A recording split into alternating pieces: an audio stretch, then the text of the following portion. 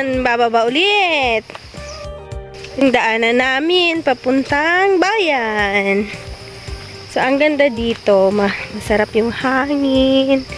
Mahangin talaga. Para kang nasa Baguio. Yun. Lahat yan. Kaya lang hindi nalinisan yung mga puno pa ngayon. Hanggang dito sa baba. Hanggang dito sa baba. So, yung mga puno ng nyug na yan.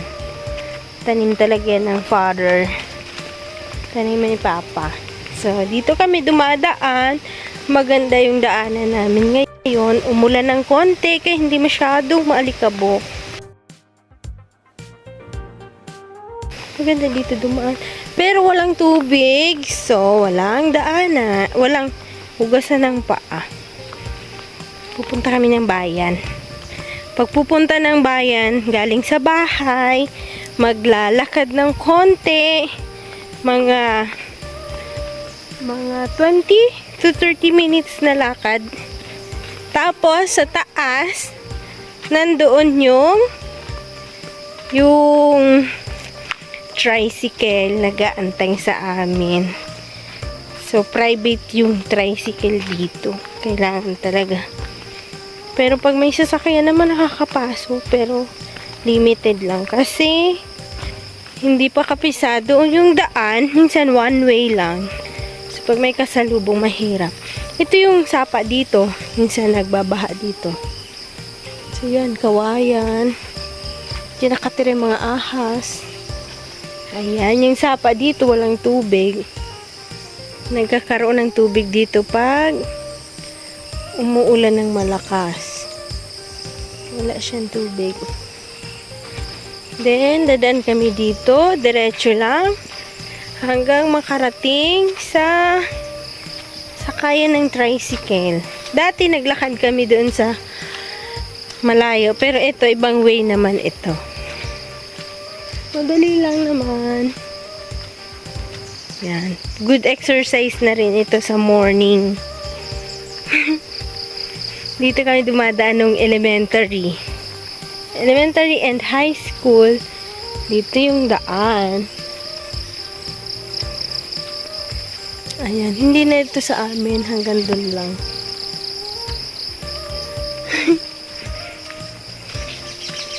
Ganda, diba? So, pang-exercise ito every month.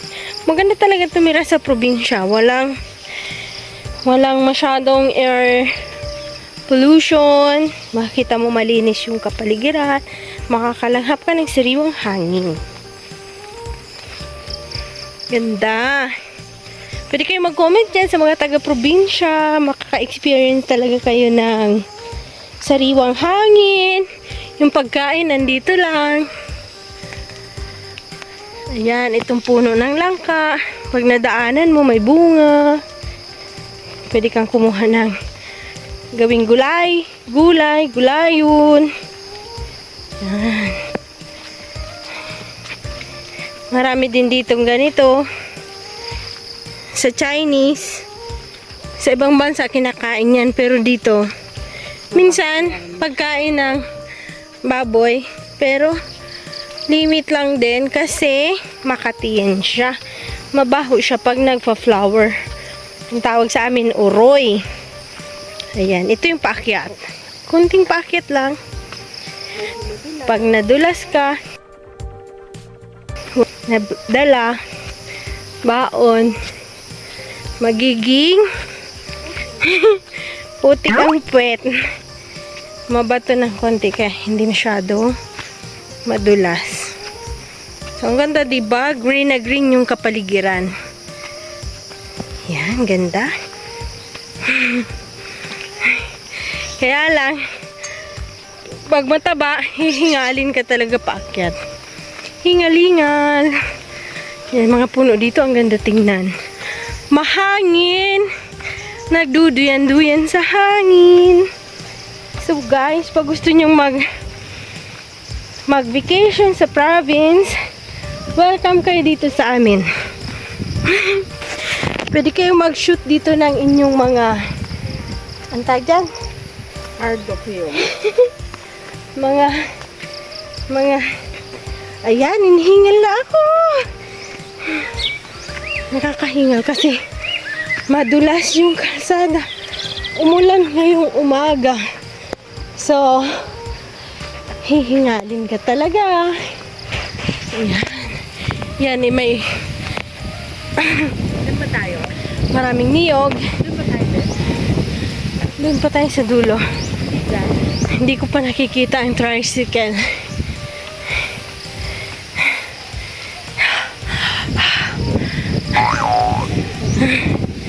Ito yung tae. Ang paganda ng paa. Tae ng kalabaw. Konti na lang. Makakarating na. Grabe, hihingalin ka talaga dito. Pag hindi sanay mag-akyat ng bukid, para kang nag-mountain hike. Mountain hiking. Hindi mo na kailangan pumunta sa bundok para umakyat. Dito pa lang, sulit na sulit. Ayan. Ito, hindi na dito masyadong mataas. So, here you go. Sa sentro yata ng Mantila yung tricycle. So, dito sa taas, ang mga niyog dito, mga medium lang yung taas niya. Ayan. Iba na rin yung may-ari dito. Pero, pwede kang dumaan. So, free naman yung daanan. So, ayan, mga niyog. Maano lang, daling abutin. Pwede mo siyang tukdulon. Pwede mo siyang akyatin. Makakakuha ka na ng buko. Ayan. Oh, mababa lang. So, pwede kang umakyat. Nahingal ako, guys. Inhale. Exhale. Inhale. Exhale. Magandang vitamin. Ano ba yung araw? Vitamin D? Oo, magkakaroon ka ng vitamin D kasi maaraw siya pero hindi masyadong sikat na sikat yung araw pero hindi masyadong mainit. Kasi may mga punong kahoy. Fresh mo siyang ano yung hangin. Ayan, ang sarap na hangin. So, tama. Mga 30 minutes sigurong lakad kasi sa sentro yung tricycle. So, doon kami sasakay. Hanggang sentro.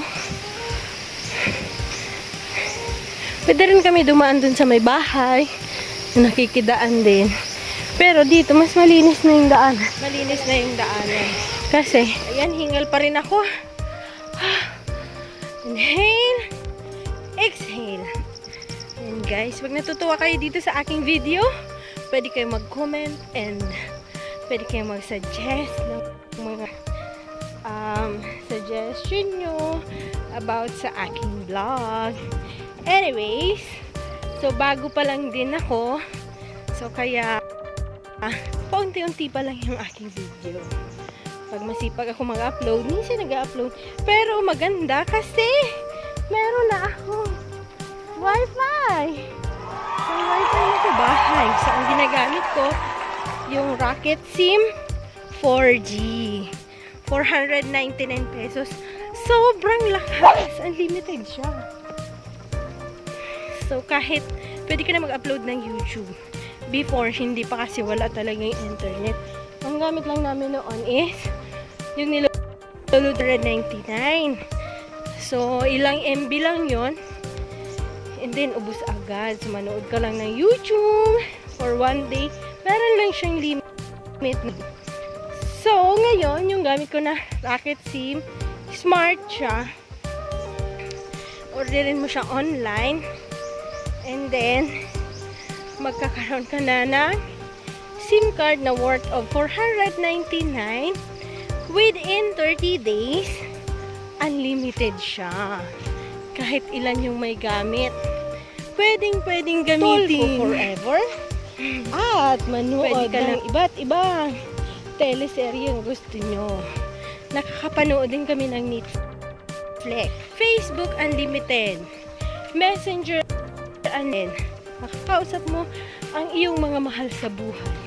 So, 4G siya na SIM. Worth of 499. Wala kang ibang babayaran. Yun lang. SIM card lang within 1 month. Pero sure kung promo pa siya today. Kasi sabi before, until November lang. So, nakabili pa ako ng 1 SIM.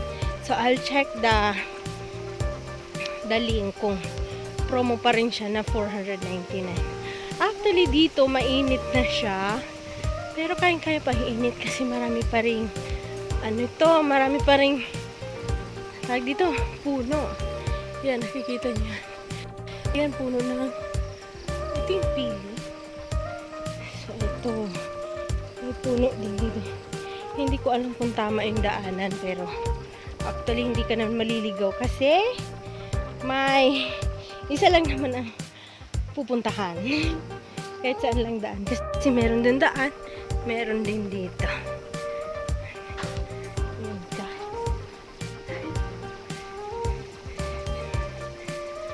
Hingal pa rin ako. Maputik pa kasi. Layo. Ngayon kasi hindi makapasok yung tricycle hanggang dun sa may dulo kasi maputik na madulas. Ang maganda siguro dito is yung mataas na motor, barako. And then yung tricycle na mataas, no? Pasok dito kasi hanggang dito wala pang semento. So, normal na lupa pa rin siya. So, hindi pa abot dito. Hindi pa abot sa amin yung semento na kalsada. Mga lang, ordinary daanan ng tao. So, ayan guys, malapit na kami sa sentro. Sentro ng Mantila. Dito kami usually sasakay ng tricycle. Doon niya kami naantay. Yan mga dito kami dumadaan pa ulit-ulit nung kami nag-aaral.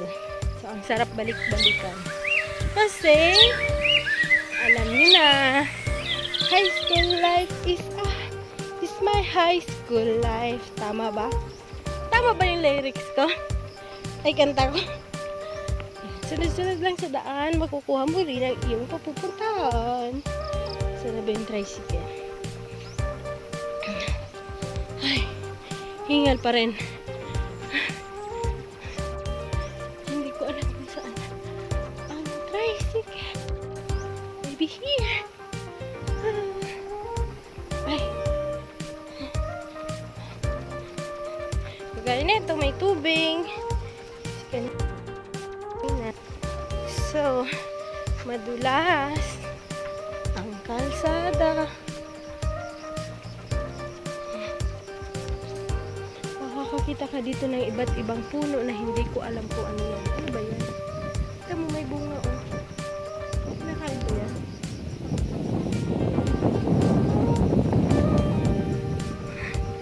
Ang galing. Ayun! Nakita ko na yung tricycle. Ayun. Nakikita ko na ang tricycle. Layo, diba? Ano kami sasakay? Ayun. Ayun na pa siguro yung nag-antay. Ayan. Hanggang doon na lang ang tricycle kasi dito sobrang madulas. So yung tricycle, nagkakayat siya dito sa putik. Mula ng konti kaninang umaga. Maglalakad na. Tabi-tabi po, yan yung puno ng mangga. Ganda, diba? Parang money, ano yun? Money tree? The tree of life. Ang laki kasi. Yan, may mga ano dito, dalandan, kalamansi, santol. Ang ganda, diba? Para ka lang namamasyal sa mall or sa place na gusto mong mapag-isa, gusto mong magmuni-muni. Ito yung right place para sa mga taong ganan. So, maganda talaga tumila sa probinsya. Meron ka lang pagkain, meron ka lang Ayan, pwede ka na mabuhay. So guys, ayun dyan na yung tricycle. So, hindi ko na papatagalin yung aking vlog. Mag-end na ako dito. Ayan, may simento na rin dito. Pero tingnan nyo, pang motor lang din ang tricycle. So, hindi pa kasya. Ay, pang motor lang din ang kalsada. Hindi pa kasya ang tricycle. So, ayan. So, tricycle kami within 30 minutes again. 20? 30. So, ayan. Sorry guys. Nag-antay siya kasi nag-vlog ako. Okay? Okay? Tingnan natin. Ayan. Tricycle